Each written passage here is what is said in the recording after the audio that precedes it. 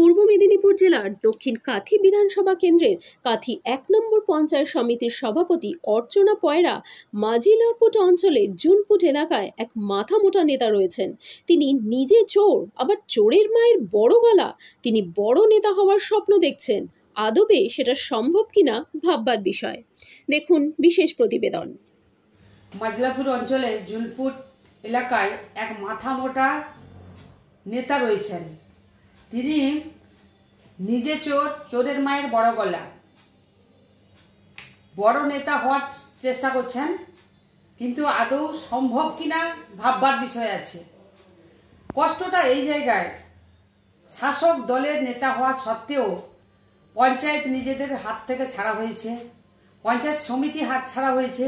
এই জন্য বুকে যন্ত্রণায় বিঁধেছে। পথ চলার জন্য রাস্তা পিছল হয়ে গেছে, পায়ে কাঁটা ফুটছে। এই কারণে পঞ্চায়েতে নিজে মেরুদণ্ড সোজা রাখতে পারছেন না। বিডিও অফিসে, বিশেষ করে আমাদের পঞ্চায়েত সমিতিতে সেই রকম বিশেষ কোনো জায়গা না পাওয়ার জন্য তিনি একেবারে অস্থির হয়ে উঠেছেন। আজকে যে বালির প্রশ্ন উঠছে, মাজিলাপুর ৮ নম্বর গ্রাম পঞ্চায়েতের প্রধান সাহেব তিনি বিএলআরওকে, বিডিওকে, পঞ্চায়েত সমিতিকে, এসডিএলআরওকে প্রত্যেককে তিনি কপি করে, কারোকে মেলের মাধ্যমে, কারোকে কপি করে সকলকে জানিয়েছেন এই অভিযোগের কথা। আসলে নিজেকে তিনি বড় নেতা ভাবার চেষ্টা করছেন। তো কোনোদিনই সম্ভব না। এই কারণে বলবো, আজকে যারা চুরির গল্প বলছেন, সেই শাসক দলের সমস্ত নেতারাই জেল খাটা আসামি। রায়পুর জিপি ৪ নম্বর, ৩ নম্বর দুলালপুর জিপিতে যে বালির পাহাড় ছিল, এইসব বালিগুলো গেল কোথায়? শাসক দলের নেতৃত্বে থাকাকালীন, বিশেষ করে আমি পঞ্চায়েত সমিতিতে আসার পরে এই কয়েকদিন আগে আমি কিন্তু নিজে বালিচোরকে আটকেছি।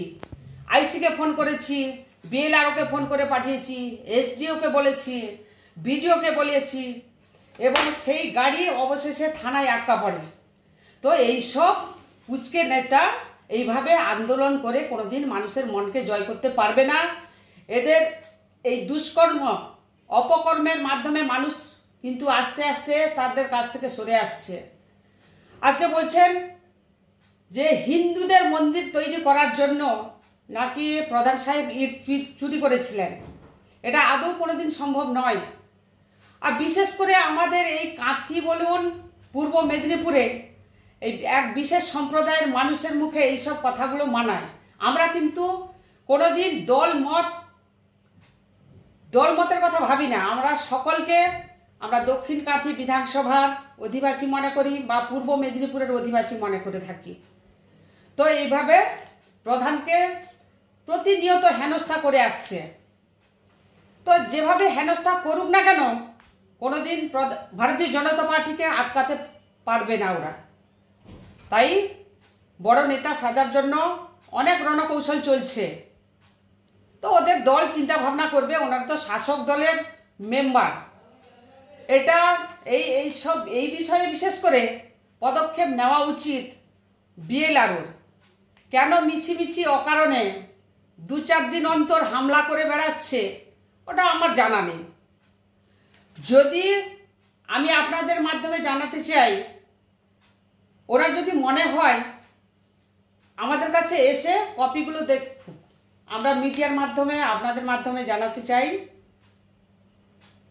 আমি দেখাচ্ছিও, এটা কোনো মিথ্যে কপি নয়। আপনারা দেখান, সঠিক চিত্র মানুষের কাছে তুলে ধরুন। সকলকে আমার কাঁথি ১ পঞ্চায়েত সমিতির পক্ষ থেকে সকল সাংবাদিক বন্ধুকে আমার শ্রদ্ধা, শুভেচ্ছা, ভালোবাসা জানিয়ে আমার কথা শেষ করছি। প্রধানকে নিয়ে তৃণমূলের অভিযোগ যে ইট, বালি প্রভৃতি চুরির সঙ্গে প্রধান সরাসরি জড়িত, কি বলবেন? এটা সর্বৈব মিথ্যা কথা। আমাদের যিনি প্রধান আছেন, শ্রদ্ধেয় প্রদীপ কুণ্ডু অত্যন্ত সজ্জন ব্যক্তি। এই সমস্ত নোংরামি কাজের সাথে উনি কখনোই যুক্ত নয়। রাজনৈতিক উদ্দেশ্যকে প্রণোদিত করবার জন্যে, আমাদের দলকে কলঙ্কিত করবার জন্যে, প্রধানকে কলঙ্কিত করবার জন্য, প্ররোচনামূলকভাবে মানুষকে প্ররোচিত করবার জন্য এই উৎসাহ ওরা প্রচার করছে। আর দ্বিতীয় কথা হচ্ছে, যে বা যারা আজকে করছে, আপনাদেরকে আমি বলি, যে দলের শিক্ষামন্ত্রী জেলে শিক্ষা চুরি করে, যে দলের খাদ্য চোর খাদ্য চুরি করে খাদ্যমন্ত্রী জেলে, বালি চোর, গরু চোর, শিক্ষা চোর, ভোট চোর, যে দলের চোরের আপনি সংখ্যা খুঁজে পাবেন না, আজকে তিনি অভিযোগ করছেন যে প্রধান বালি চুরি করেছে। আপনাদেরকে আর একটু স্মরণ করে দিই, যিনি বলছেন 2023 সালে আমরা এই পঞ্চায়েতের ক্ষমতায় এসেছি, 2023 সালের আগে এই অঞ্চলে তৎকালীন যিনি প্রধান ছিলেন তার নেতৃত্বে তিনি দাঁড়িয়ে থেকে মাটি চুরি করে বিক্রি করেছেন। আমরা বহু জায়গায় বহু থানায় বহুবার অবজেকশন করেছি। আসলে ব্যাপারটা হচ্ছে কি যে আসল জায়গায় ঢেলটা করেছে। আপনারা এটা দেখুন, আমাদের প্রধান সাহেব এই যে বালি চুরি যারা করতেন তাদের বিরুদ্ধে কমপ্লেন করে এই যে দেখুন 24 তারিখ 24/1/2025 এসডিওর কাছে ইনি কপি পাঠিয়েছেন, কমপ্লেন করেছেন। তো তিনি যদি বালি চুরি করবেন, তিনি যদি মাটি চুরি করবেন, তিনি যদি ইট চুরি করবেন, তিনি এসডিও কাছে কমপ্লেন করতে পারেন। আজকে যারা কমপ্লেন আজকে প্রধানের নামে অবজেকশন করছেন, আমি তাদেরকে চ্যালেঞ্জ করছি, যদি ওদের ক্ষমতা থাকে এসডিও সাহেবের কাছে এসে বলুক আমাদের হাতে কপি আছে। আমরা এসডিও সাহেবকে বলেছি, এসডিও সাহেব এখন পর্যন্ত কোনো স্টেপ নেয়নি। নাম্বার 1, বিএলআরও ভূমি দপ্তর 19/2/2005 প্রধান সাহেব ভূমি দপ্তরের কমপ্লেন করেছেন যে অবৈধভাবে এখান থেকে বালি চুরি হচ্ছে, মাটি তোলা হচ্ছে, পরিবেশ ক্ষয় হচ্ছে, কমপ্লেন করা হয়েছে। তো উনাদের যদি কিছু বক্তব্য থাকে বিএলওর কাছে যান, এসডিও সাহেবের কাছে যান, বিডিও সাহেব সব কিছু জানেন। তারপরেও যেটা করছে টোটালটাই রাজনীতির একটা রং লাগানোর জন্য। আসলে ব্যাপারটা কি গণতান্ত্রিকভাবে ওরা কোনোদিন ওখানে জিততে পারবে না জানেন।